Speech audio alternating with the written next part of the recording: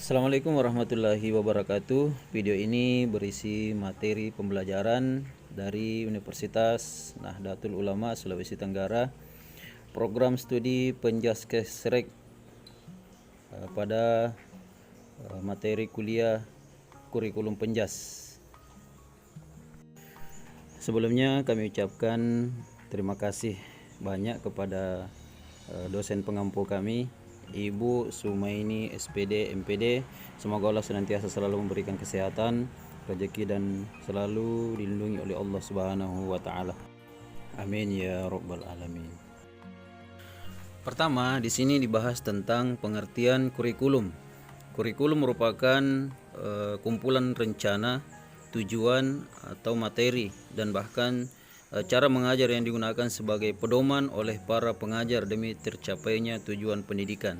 Secara etimologis, kurikulum berasal dari kata yang diambil dari bahasa Yunani, yaitu kurir yang berarti pelari, serta kurere yang artinya tempat berpacu. Istilah ini dulunya digunakan dalam dunia olahraga. Jika ditinjau dari segi istilah, kata kurikulum dapat diartikan sebagai suatu jarak yang harus ditempuh oleh seorang pelari agar dia bisa mendapatkan juara atau medali serta penghargaan lainnya.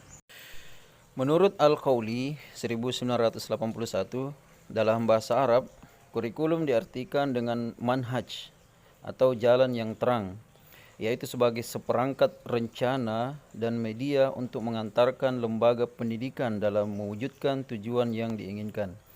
Menurut Undang-Undang Sisdiknas Nomor 20 Tahun 2003, pengertian kurikulum diarahkan pada seperangkat rencana dan pengaturan mengenai tujuan, isi, dan bahan pelajaran serta cara yang digunakan sebagai pedoman penyelenggaraan kegiatan pembelajaran untuk mencapai tujuan pendidikan. Landasan pengembangan kurikulum.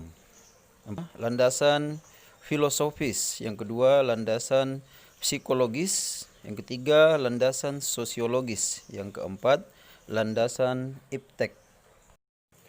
Pertama, landasan filosofis. Filsafat pendidikan dapat menentukan arah akan dibawa kemana anak-anak melalui pendidikan di sekolah. Kurikulum pada hakikatnya adalah alat untuk mencapai tujuan pendidikan. Kurikulum dikembangkan dengan falsafah bangsa yang dianut.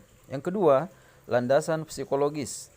Mengetahui tentang psikologi atau teori belajar yang berkembang merupakan bekal bagi para guru dalam tugas pokoknya, yaitu pembelajaran anak. Yang ketiga, landasan sosiologis. Pendidikan adalah proses sosialisasi melalui interaksi insani menuju manusia yang berbudaya. Calhoun, Lake, dan Keller tahun 1997 memaparkan 7 fungsi sosial pendidikan, yaitu mengajar keterampilan, mendorong adaptasi lingkungan, membentuk kedisiplinan, mendorong bekerja berkelompok, meningkatkan perilaku etik, memilih bakat, dan memberi penghargaan prestasi. Komponen-komponen kurikulum. Yang pertama, tujuan. Yang kedua, isi materi. Yang ketiga, proses atau sistem penyampaian. Yang keempat, evaluasi. Bagaimana keterampilan antar komponen? Silahkan dilihat pada gambar. Sekarang kita masuk materi hakikat pengembangan kurikulum, yaitu proses penyusunan sebuah rencana dari komponen-komponen kurikulum, tujuan, isi materi, metode, dan evaluasi, sesuai dengan landasan dan prinsip dalam pengembangan kurikulum. Pengembangan kurikulum pendidikan jasmani. Sebagai salah satu komponen pendidikan yang wajib diajarkan di sekolah, pendidikan jasmani memiliki peran yang sangat strategis dalam pembentukan manusia seutuhnya. Pendidikan jasmani tidak hanya berdampak positif pada pertumbuhan fisik anak, melainkan juga perkembangan mental, intelektual, emosional, dan sosialnya. Temuan penelitian Holik Mutahir dan kawan-kawan tahun 1996 dan Maksum 1996-1998 menunjukkan bahwa model pembelajaran pendidikan jasmani dengan pendekatan ini Partisipasi siswa lebih tinggi dibanding pengajaran tradisional. Guru lebih leluasa memanfaatkan sumber-sumber pembelajaran yang ada di lingkungan sekitar. Pendidikan jasmani dalam kurikulum seperti yang kita lihat pada gambar, yaitu bahasa, matematika, seni, manusia seutuhnya, dan sosial. Lalu kemudian sains, PJOK. Lalu pertumbuhan fisik dibagi ke dalam beberapa bagian, psikomotor, emosi, sosial dan kemanusiaan, serta intelektual.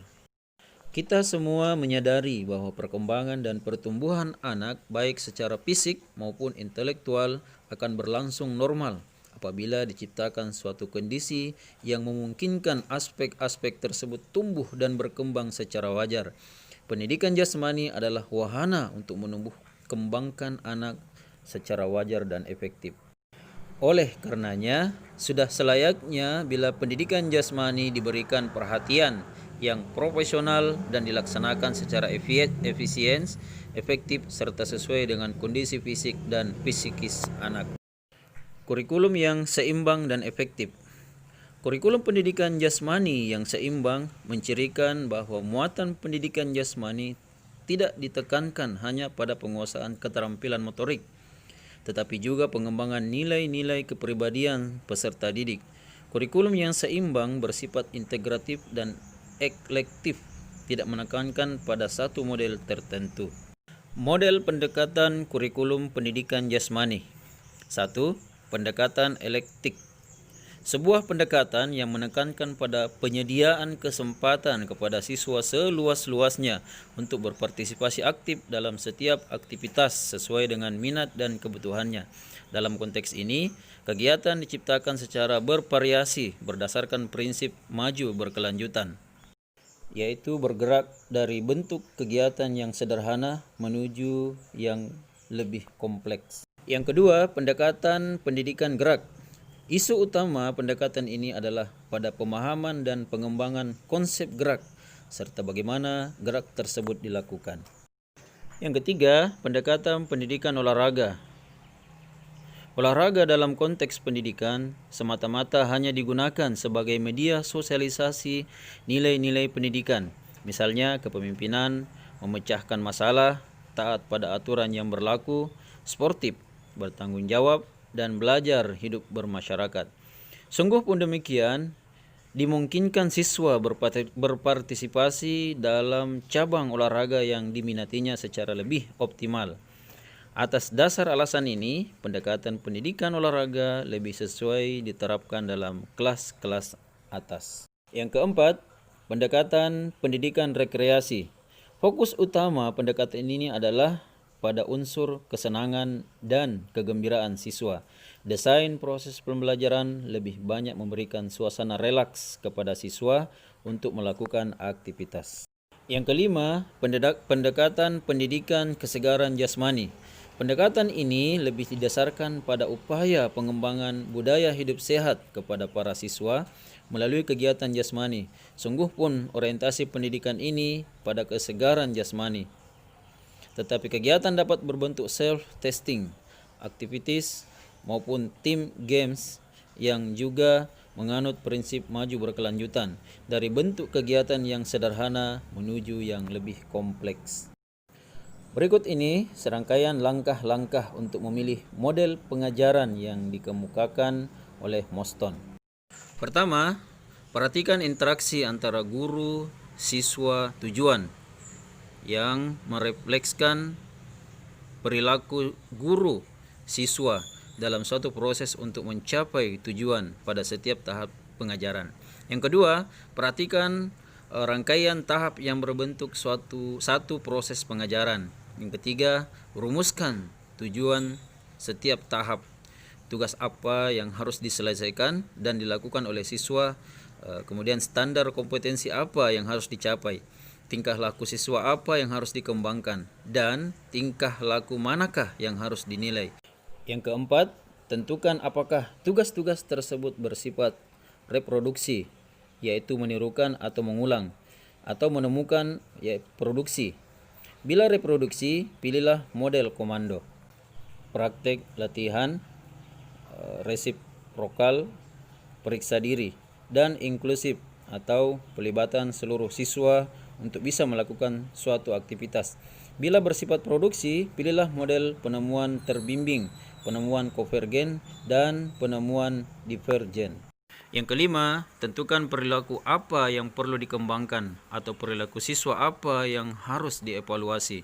Yang terakhir, yang keenam, bandingkan antara tujuan pengajaran yang dikehendaki dengan tujuan yang telah dicapai. Kecocokan antara tujuan yang diharapkan dan yang dicapai menunjukkan kesesuaian model pengajaran yang diterapkan. Oke, sekira cukup demikian. Semoga video ini bermanfaat untuk kita semua. Saya akhiri dengan ucapan wallahu muwaffiq ila aqwamit thoriq. Assalamualaikum warahmatullahi wabarakatuh.